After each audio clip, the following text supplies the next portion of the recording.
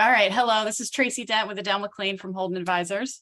Hey, Tracy. So glad to be Thanks for back with joining you. me. Always pleasure. We had so much to talk about last time. So we were getting into this is like tales of the backbone workshops, right? We were getting into the buyer types, how to get the team involved, and that's kind of where we left things off. So I think our next kind of area to cover is these complex sales processes. You've got like multiple teams on both sides. So can you tell us a little bit about how that's evolving? Yeah, I think, we all know the buying center is growing. It's becoming more complex. Just 5 years ago, there were like 5 members in the buying center, and now we're up to 11. And there's some research that say it's growing up to 13. So just imagine, like, on your customer side, trying to manage 13 different people and keep them all happy and ultimately find the decision maker. It's kind of a needle in the haystack kind of thing.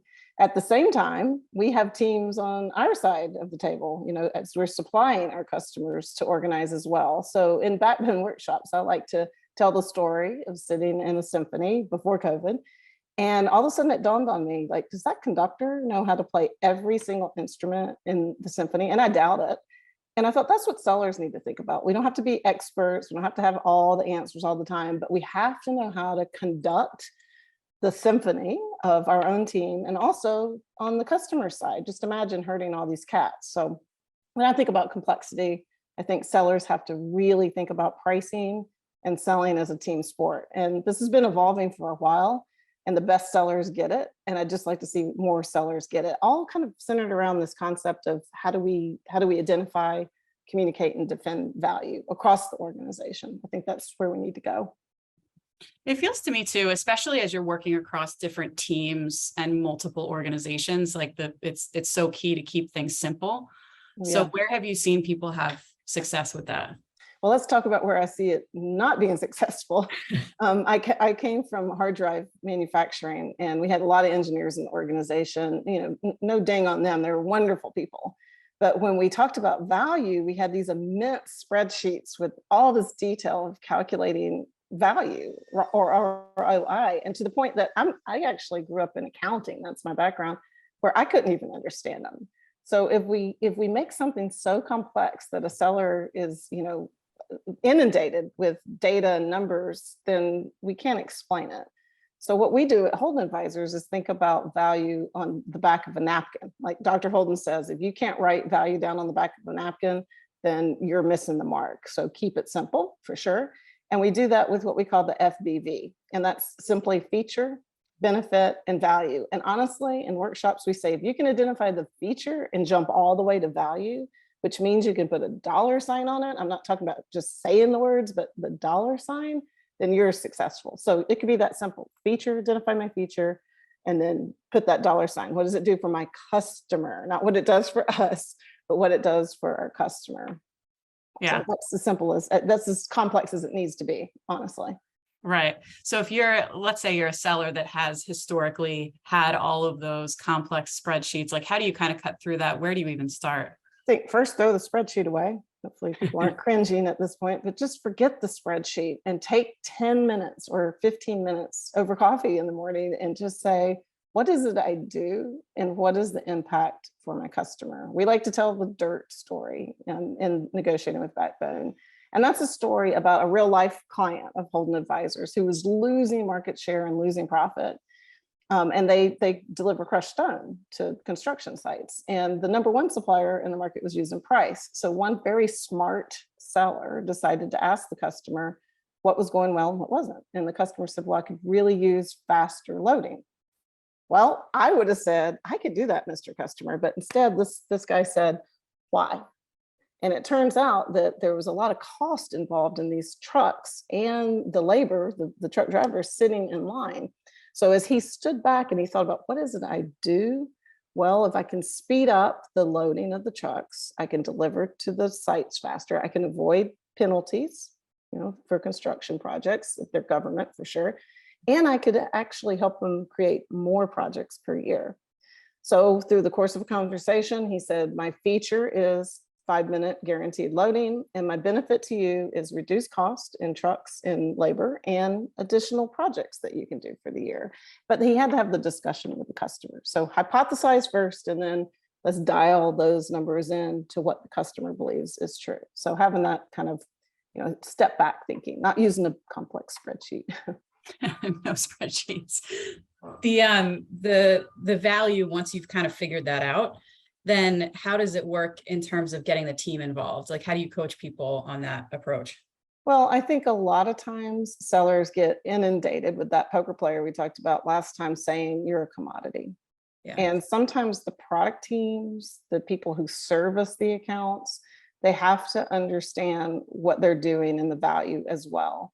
And that creates kind of that defensive position, offensive position in the value we bring. So the sales support personnel can actually have a different lens on what's happening with the customer. They get different feedback, quite frankly, from customers than sellers do, because customers are ready for the sales guy, they're ready for the procurement tactics. But if you're just dealing with a customer on a daily basis, reporting or providing them a supply update, you have a different dialogue with them. And I tell sales support people, this is the time to go for your value hunt. Like what's working, where are the problem areas, and then relay that back into your sales organization. Hopefully the sales team is starting to do their conducting and having these weekly meetings where these come up. But in the sales support group, we can really dig out what's valuable to the customer. And we have to be careful not to give away things they haven't paid for as well. So that's where the whole value piece comes together as a team. Yeah. I would think too, as the salesperson, like in that kind of conductor space, when you're listening for what people kind of feed back to you or what they say in those conversations about value, that would be just one part of kind of the conducting. So what are the other pieces in that role that you should be looking for? In the sales support or the sales role? As a sales role. In the sales role, you're conducting your own team. But the big thing is conducting on the customer side, that buying center. And one of the most successful salespeople I've ever worked with made sure that people on our team were aligned with people in the buying center, even if it meant he didn't have every single relationship. So who has the best matchup? Who could talk to the influencer the best? Who can be involved with the decision maker besides the seller? Sometimes an executive needs to be involved, not just the seller. Who can work with the procurement personnel? There's a lot of our clients that use deal teams. I think that's fabulous because it takes a little of the heat off the salesperson when the procurement people are beating them up. So who's going to be involved in team selling versus I have to go this alone? So really thinking about how to match up, those folks in your company with the buying center members for maximum impact and to build that relationship that can kind of endure tough times, honestly, build that trusted advisor relationship. Yeah. In terms of the deal teams, how would people discern when that's appropriate? Is it like with the history of procurement that it's the most useful, or where have you seen that at play?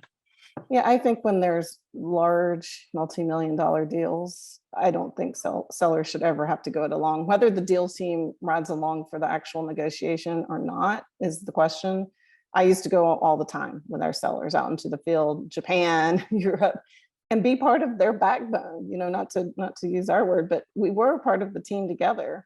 And we were all united front. So I think the more complex and the bigger the deal, the bigger the stakes are for both your company and the customer, the more members of the selling team that can be involved with relationships and even actually the negotiation, the better. Because then people understand, the games and what's going on, and everybody can see it the same way. And I think that's important because in the past, before I understood backbone, we would say that seller can't close the business. Well, it's because the guy was playing poker with them, or it was a price buyer, and we really didn't want to do business with a price buyer because we weren't positioned strategically to be the low cost provider. So I think the more people involved who can kind of see the dynamics with the customer, the better, because then you can call it and make your strategy a little bit more bulletproof, because you might not want to deal with every single customer as a company. The sellers think they can close everything. They're the ultimate optimist. Something comes their way, I'm going to close it. And maybe sometimes we have to have a little bit of objective viewpoint that, that's a great opportunity, but they're not interested in our value. So that's the other thing about it. The ultimate optimists have to be kind of brought down just a little bit sometimes. In terms of the sales support, let's get more into that, because you wanted to talk about that last time. Where have you seen people really learn something and bring it to fruition from a support perspective to help the sales team? Oh, that's a good question. I can talk personally about it. Yeah, that'd be great. When I worked in the hard drive space, our wonderfully smart engineers would always talk about, we had the best mean time before failure rate in the industry. Well, first off, I had to understand what that meant, Six Sigma lingo.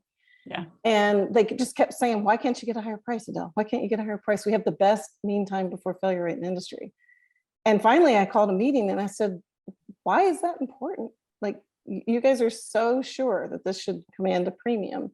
So they explain, like, if you have a lower failure rate, then you need less servers, like for a banking situation, like hard drives go into servers, go into banks. Banks need to be up all the time. So you need less redundancy. Okay, I said, okay, we can actually do the math on that. If you need 1.5 less servers because our mean time before failure rate is the best in the industry, what does that mean? You don't have to buy as many. So doing those calculations together, I think, are super important. And then being confident, like then I became confident when I got beat up in the negotiation. I'm like, hey, but our mean time before failure rate is the best in the industry. And this is what it does for you. It means you have to buy less. Changes the conversation, honestly. Yeah. Mhm. You know, you're also making me think, as you get more people involved from different perspectives, somebody who you may not expect might pick up on something that the sales team is missing. Mhm.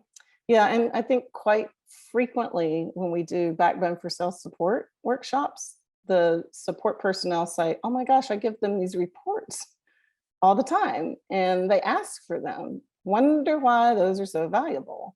And it's just a generic report, but what is it the customer is getting out of it? Or they might give them a best practice or an insight, but should they really? Like, if this is a poker player, is that a piece of the puzzle that needs to come out as valuable to the customer for the next negotiation to say, hey, if you don't want to pay that price, then X, Y, and Z comes off the table.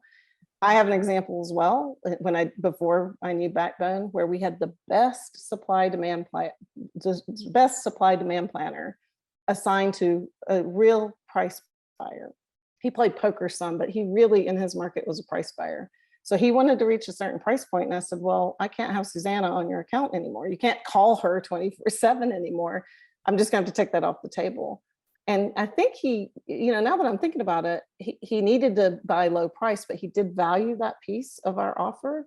And he agreed to pay a little bit more to have access to her. So it's not always the product. I think that's the point. Like, what else are we doing? Who are the people assigned? What's the value to the company? And I got one more for you, if I can keep going.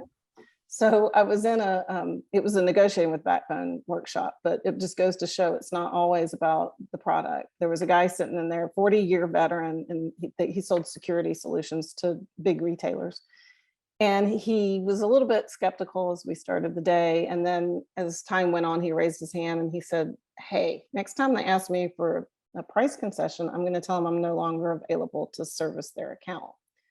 And that changed the course of the conversation because they needed what was in his brain to help develop the solution. So I think, sellers have been beat down by this, procurement mess and calling people commodities, but I don't believe I'm a commodity. I'm sure you don't either, Tracy. Like, as people, we can't be commodities. So let's get creative. Like, what is it we're doing for that customer and the value it creates across the organization? They buy from us for a reason. So what are those reasons? Yeah. And in some cases, it seems like more and more of those reasons are kind of the wraparound of services. So even if the actual product is, quote, commodity, everybody delivers it in a different way or with different, benefits and things like that. And every customer receives it a different way. I think that's where we get caught up in these ROI calculators. It's not a one size fits all. Every one of our customers have a different strategy in their market. So if we can understand that, then we can form fit that FBV calculation to their world. And in the B2B space, that's so important because it's not like you just set the price and sell off a list price. Even companies who have list price, it's hilarious. They do major discounting. So I'm always like, what's the point of the list price if you're going to discount? Because every B2B solution has a different value to the customer.